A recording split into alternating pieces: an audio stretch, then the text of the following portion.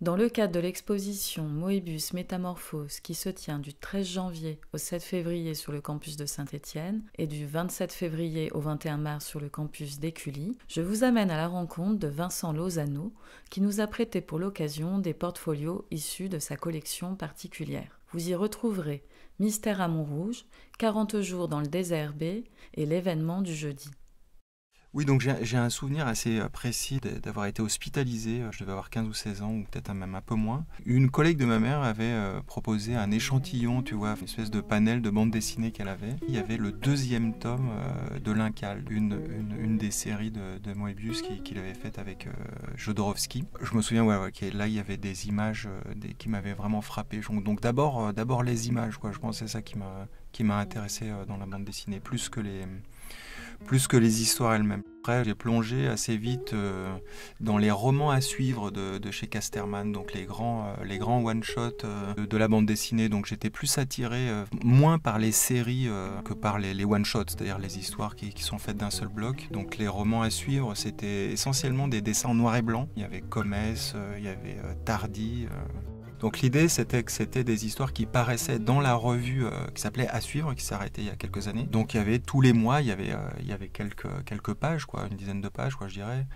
Et donc les chapitres ensuite étaient compactés dans un livre qui sortait. Donc c'était nouveau parce que les Tintins, les Astérix étaient très formatés sur 48 pages dans un format bien défini. Et là, soudainement, on avait des histoires tardies. Ici même, c'était plus de 100 pages. Hugo Pratt, pareil. Il y avait un contenu qui était dense, quoi, hein, bien plus dense que ce qu'on avait qualifié à l'époque la bande dessinée franco-belge, c'est-à-dire vraiment la bande dessinée des années plus 50.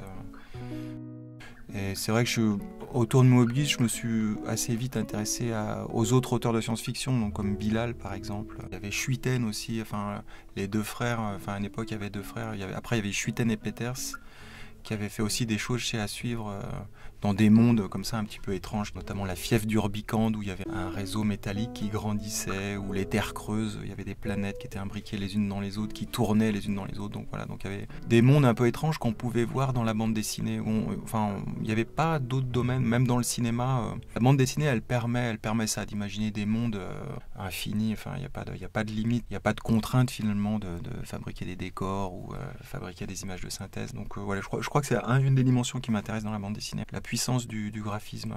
Quand je repense à la première fois que j'ai ouvert l'Incal Noir, l'Incal Lumière plutôt, le deuxième tome c'est l'Incal Lumière, j'ai vraiment été frappé par les images du monde qui est montré en fait dans cette histoire. C'est une saga qui s'étale sur 6 tomes. Et c'est un monde qui a été inventé par Jodorowsky. Donc, il avait essayé de faire un film sur Dune. Il y a un documentaire qui existe où il avait rameuté Salvatore Dali, Moebius et d'autres gens pour essayer de faire tout ça. Donc c'est quelqu'un qui avait une imagination débordante, Jodorowsky. Et la première collaboration en bande dessinée de Jodorowsky, c'est l'Incal. Le premier tome, il date des années 80. Et moi, ce qui m'a frappé, c'est vraiment de voir ce monde mis en image par Moebius, quoi. Il y a des images qui sont vraiment frappantes, quoi. Donc je crois que c'est d'abord ça en fait qui m'a attiré chez Moebius, c'est de voir ces mondes naître et puis de se rendre compte de l'immensité de ces mondes, quoi. C'est-à-dire on a vraiment la sensation qu'ils existent. On sent qu'il y a des ramifications. Il y a des villes, il y a des structures politiques, il y a des factions armées. Enfin voilà, on sent que tout est là, quoi. Qu'il y a juste à raconter l'histoire, quoi. Donc ça, je crois que c'est ça qui m'a attiré au départ, quoi. Ouais. Donc juste voilà, pour ceux qui veulent jeter un œil, dans la première image de l'Incal, c'est une ville puits, quoi, en fait. Voilà, donc c'est une ville qui est construite dans un puits, quoi. Donc un puits qui doit faire, je sais pas, plusieurs dizaines ou centaines de mètres de diamètre, quoi. Donc c'est juste cette idée-là, c'est intéressant, quoi, c'est rigolo. Mais oui, Moebius, là, les mondes de Jodorowsky et de Moebius ont inspiré, on dit qu'ils ont inspiré Star Wars, et plein d'autres choses. Après, il y a eu très vite, quand on cherche les mondes de Moebius, ce qu'il a créé, on tombe très vite sur le Garage hermétique. Donc cette bande dessinée qu'il a commencé à faire dans Métal Hurlant sous forme de 3-4 planches par mois, qui devait être, je pense, juste une petite histoire de rien du tout, et qui est devenue, au fil des mois, parce que je crois que ça a duré 3 ans, la publication dans Métal Hurlant, il y a 120 planches, quelque chose comme ça, dans le Garage hermétique. C'est tout en noir et blanc.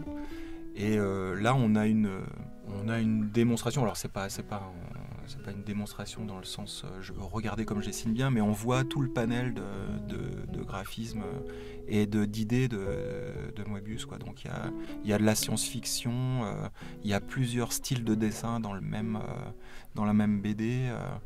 Enfin, moi, ce qui me frappe dans Moebius, dans les dessins, c'est la perspective, la profondeur en fait des images. C'est-à-dire qu'il y a beaucoup de dessinateurs qui dessinent très bien et les dessins restent plats entre guillemets. On sent pas l'étendue de ce qui est montré, quoi. On parlait du graphisme à proprement parler. Il y a quelque chose de très frappant dans Moebius et qu'on voit dans l'exposition, surtout en particulier sur le désherbé. Je crois que Moebius s'est fait connaître par le dessin en noir et blanc et avec des dessins très hachurés, avec plein de hachures en fait dans les dessins pour reproduire les ombres, pour reproduire les reliefs d'un visage ou d'un corps, etc. Et c'est vrai que Moebius, après, avec le temps, quand tu regardes la série des Jardins d'Éden, là, il est allé vers quelque chose de plus soft, et là il va clairement vers la ligne claire, quoi.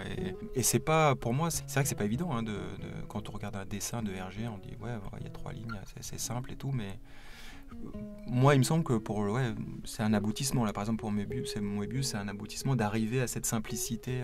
Tu regardes les Jardins d'Éden, les dessins c'est en couleur, hein, et le monde du garage hermétique, tu vois la différence, tu vois l'évolution du dessin. Ouais. Dans les Jardins d'Éden, moi je recommande une édition du premier tome. Il y a une histoire qui doit faire une 15aine de pages qui s'appelle La planète encore, donc qui est un peu une autoréférence à Arzac, là, la première bande dessinée sans bulle là, qu'il avait faite dans les années 70, où tu as des deux personnages qui arrivent sur une planète et t'as pas une seule bulle, ils rentrent dans une espèce de temple.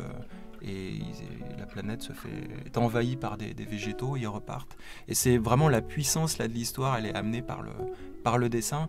Et la couleur, là on est en couleur directe, c'est vraiment c'est magnifique. Là, parce que, moi j'ai beaucoup parlé du dessin à l'encre, etc. Mais il y a des choses notables. Enfin, c'était quand même quelqu'un de... Ouais, ce qu'il a fait en couleur, c'est très très beau. Là. Quand on voit les planches là, de Montrouge et tout, c'est magnifique. Hein. Alors malheureusement, ceux qui jetteront un œil sur l'Incal, qui est la BD la plus connue de Moebius, les couleurs c'est assez catastrophique, quoi. Donc moi je sais que j'ai jeté un œil sur les planches en noir et blanc, parce que c'était typiquement l'époque où les dessinateurs faisaient un passage au crayon à crayonner, ensuite un passage à l'encre, et ensuite souvent c'était colorié par quelqu'un d'autre, quoi. Les couleurs des premiers tomes de l'Incal, c'est pas intéressant du tout, quoi. Et donc dans le portfolio sélectionné pour l'exposition, as-tu une préférence pour une planche en particulier ? Oui, donc c'est difficile, c'est vrai que oui. Et je pense qu'il y a un dessin donc ça c'est Montrouge, hein, c'est ça, oui. Où il y a cette maison là sur 2 niveaux avec une terrasse qui est au milieu du désert. Avec des animaux qui ne sont pas terrestres, quoi, mais ils choquent pas, quoi. On a presque envie d'aller les caresser. Et puis des hommes avec des hommes et des femmes avec des costumes pareils. Alors, quand je disais le monde, on rentre dedans, on rentre dans ces mondes, et c'est ça en fait. Ce monde, on le connaît pas, mais on sent qu'il a une réalité. Même si on voit que c'est pas la Terre, quoi. Il y a plein de choses qui nous rappellent la Terre. On peut s'arrêter sur beaucoup de détails, sur ce que vend. On a l'impression qu'il y a un commerçant là, sur une terrasse, il y a une femme qui est dans l'espèce de patio au-dessus. Là. Donc on voit les gens vivre, on sent qu'il se passe des choses. On a envie de voir la suite, en fait, j'ai l'impression. Il y a deux signes qui nous permettent de reconnaître un dessin de Moebius. Souvent, il y a cet oiseau, là, cette espèce de grand ptérodactyle. Donc ça, c'est Arzac. Première BD sans bulle et une des premières en couleur directe aussi, avec des couleurs magnifiques. Donc ça, l'oiseau, dans Moebius, on le reconnaît.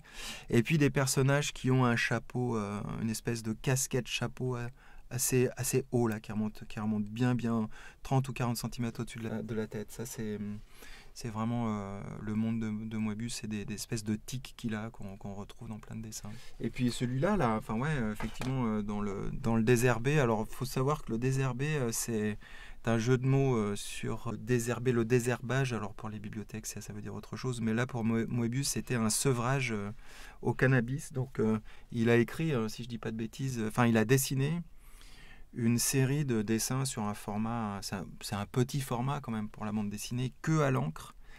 Mais par contre, les dessins, je pense qu'il y en a 150, voire 200, hein, je pense à peu près, sans bulles. Un exercice qu'il a fait, un exercice de dessin pendant son sevrage au cannabis. Donc Moebius fumait beaucoup d'herbes. Voilà, bon, nul n'est parfait. Hein. Bon, après, je pense qu'il faut pas relier l'imagination de Moebius à la consommation de stupéfiants. Enfin, je pense que c'est quelqu'un qui a dans la tête plein de choses. Donc ce dessin, cette planche-là, ça montre aussi la prouesse, je dirais. Enfin voilà, ce dessin hyper ciselé à l'angle de Chine, c'est hyper net. Et puis là encore, on est dans un monde vraiment étrange et pourtant qui paraît cohérent en fait, ouais, c'est ça. À propos de l'événement du jeudi et de ses formes mystérieuses et organiques. Toutes ces formes qui sont peut-être des projections de son imaginaire, voilà, elles provoquent des effets, quoi. Enfin, quand on les regarde, ce sont des formes assez puissantes et effectivement, on se demande ce que c'est, quoi, clairement, et on se dit oui, c'est peut-être des émanations de pensée. Ouais. C'est curieux, c'est pas... Là, quand Moebius il est dans ce délire-là de formes graphiques, il est complètement sorti de la science-fiction traditionnelle où on construit des mondes avec des soucoupes, des vaisseaux spatiaux, etc. Là, on est dans un monde purement graphique avec des formes qu'on connaît pas, quoi, hein, clairement, quoi. Donc c'est ça, c'est là où il est impressionnant. Ouais. Enfin, moi, je sais que j'ai beaucoup de livres de Moebius qui ne sont que des livres d'images, quoi, en fait. Hein. C'est pas des bandes dessinées à proprement parler, c'est des illustrations qui ont été faites dans différents, des fois pour des couvertures de livres ou des choses comme ça, ou juste pour dessiner. Hein. Oui, la puissance de ces formes, effectivement, ouais. Et c'est à part, quoi. Il n'y a pas beaucoup d'autres dessinateurs qui ont fait ça. En bande dessinée, hein, je parle. Il y a très peu de gens qui se sont aventurés dans ce terrain-là d'utiliser le dessin pour le dessin, quoi, finalement. C'est ce que j'aime dans la bande dessinée, en règle générale. J'aime les bandes dessinées où c'est le support de la bande dessinée qui crée l'histoire, en fait. Je suis moins intéressé par une bande dessinée qui raconte une histoire. L'histoire est illustrée par un dessin. Ça ne veut pas dire que j'en lis pas, hein, mais je suis plus attiré et je suis plus remué, ému par les bandes dessinées dans lesquelles c'est le médium qui crée l'histoire et l'intérêt de l'histoire. Ouais.